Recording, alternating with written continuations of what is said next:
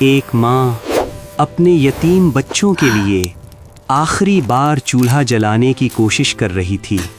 جیب خالی، آٹا ختم، اور اوپر سے لوگوں کے زخم دینے والے الفاظ۔ پھر بھی زہرا کے ہاتھ کانپتے نہیں، کیونکہ اس کے دل میں ایک روشن یقین تھا، اللہ دیکھ رہا ہے۔ مگر اس دن قسمت نے ایک ایسا موڑ لیا جس نے سب کچھ بدل دیا۔ زہرا کے ایک جملے، ایک عمل اور ایک پراٹھے نے سارے دل پگھلا دیے۔ یہ وہ لمحہ تھا جس نے ثابت کر دیا کہ کبھی کبھی سب سے خاموش انسان ہی سب کے دلوں میں طوفان برپا کر دیتا ہے۔ سرد ترین صبحوں میں جب لوگ ابھی کمبل میں سمٹے ہوتے، زہرا اپنے چھوٹے سے صحن میں چولہا جلا کر بیٹھ جاتی۔ اس کے ہاتھوں میں کاریگری تھی، مگر دل میں درد تھا۔ وہ آلو کے پراٹھے بیچ کر اپنے 3 یتیم بچوں کا پیٹ پالتی تھی۔ لوگ اکثر گزر کر کہتے، اللہ اس بہن کے حوصلے کو سلامت رکھے، کتنی مضبوط عورت ہے۔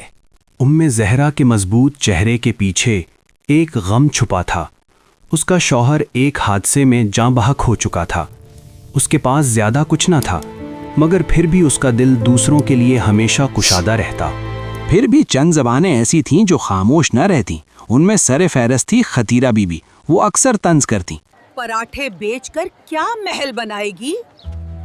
آخر کب تک یہ سب کرتی رہے گی؟ زہرا نے ان سب باتوں کو برداشت کر لیا۔ اس کو معلوم تھا کہ اللہ کی رضا کے لیے کی گئی محنت کبھی ضائع نہیں ہوتی۔ سردی شدت اختیار کر گئی۔ سرد ہوائیں اتنی چلیں کہ چولہا بار بار بجھ جاتا۔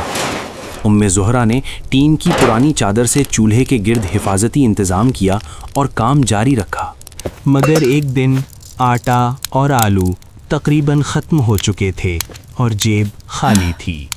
وہ پریشان کھڑی تھی کہ اسی وقت پڑوسن عافیہ آ گئیں۔ سب بات سن کر ان کا دل دکھا، مگر وہ خاموش رہ گئیں اور واپس چلی گئیں۔ بچے پاس آئے اور پوچھا، امی آج پراٹھے بنیں گے؟ زہرا نے تھکی ہوئی مگر مسکراتی ہوئی آواز میں کہا، ہاں بیٹا، اللہ آسانی کرے گا۔ آخری امید کے طور پر وہ دکاندار کے پاس گئی۔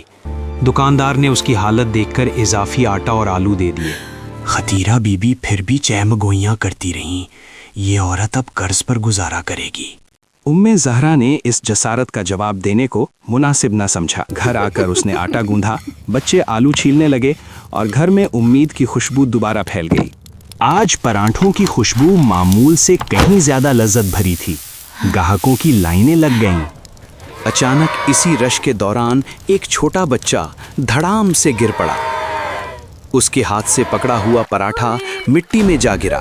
میں نے یہ پیسوں سے لیا تھا، امی ناراض ہوں گی۔ اس بچے کی ماں خطیرہ بی بی وہاں آ گئیں۔ غصے میں آ کر بولی، اسی لیے کہتے ہیں کہ اس عورت کے پاس نہ آیا کرو، یہ بھاگ دوڑ میں بچوں کا خیال نہیں رکھتی۔ زہرا خاموش رہیں، نرم لہجے سے بچے کے پاس آئیں، اپنی چادر سے اس کے آنسو صاف کیے اور بولیں، بیٹا یہ لو تازہ گرم پراٹھا، پیسے بھی تم رکھ لو۔ زہرا نے بچے کے لیے وہ پراٹھا مفت دے دیا اور بچے کے پیسے واپس کر دیے۔ اس قدر سادگی اور خلوص سے کہا گیا کہ وہاں خاموشی چھا گئی۔ خطیرہ بی بی کا دل پگھل گیا۔ معاف کر دو، وہ روتی ہوئی بولی، ہم نے تمہیں ہمیشہ غلط نگاہ سے دیکھا۔ ہمیں تمہارے دل کا پتہ ہی نہیں تھا۔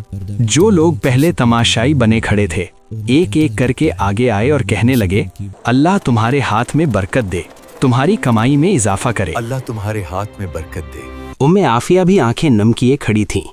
پھر وہ آگے بڑھ کر بولی، میں چاہتی تھی کہ تمہاری مدد کروں، مگر میرے اندر تکبر تھا۔ اگر تمہارے دل میں جگہ ہو تو مجھے معاف کر دو، کل سے میں بھی تمہارے ساتھ پراٹھے بناؤں گی۔ زہرا کے چہرے پر وہ مسکان لوٹ آئی جو صرف اللہ پر بھروسہ رکھنے والوں کو نصیب ہوتی ہے۔ شام تک سارے پراٹھے بک چکے تھے۔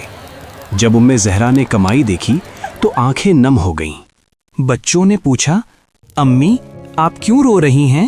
وہ بولیں، بیٹا آج پراٹھوں سے زیادہ دلوں میں محبت بکی ہے اور یہی سب سے بڑی کمائی ہے۔ یہی سب سے بڑی کمائی ہے۔ رات کے کھانے پر اس نے بچوں کو نصیحت کی، ہم کبھی لوگوں کی باتوں سے نہیں ٹوٹتے بلکہ اپنے کردار سے ان کے دل بدلتے ہیں۔ اپنے کردار سے ان کے دل بدلتے ہیں۔ یاد رکھو، اللہ محنت اور سچائی کو کبھی بے قدر نہیں جانے دیتا۔ کہانی کا پیغام واضح ہے، محنت، نرمی، سچائی اور اللہ پر بھروسہ وہ قوت ہیں جو نفرت کے طوفان کو بھی بدل کر محبت میں تبدیل کر دیتی ہیں۔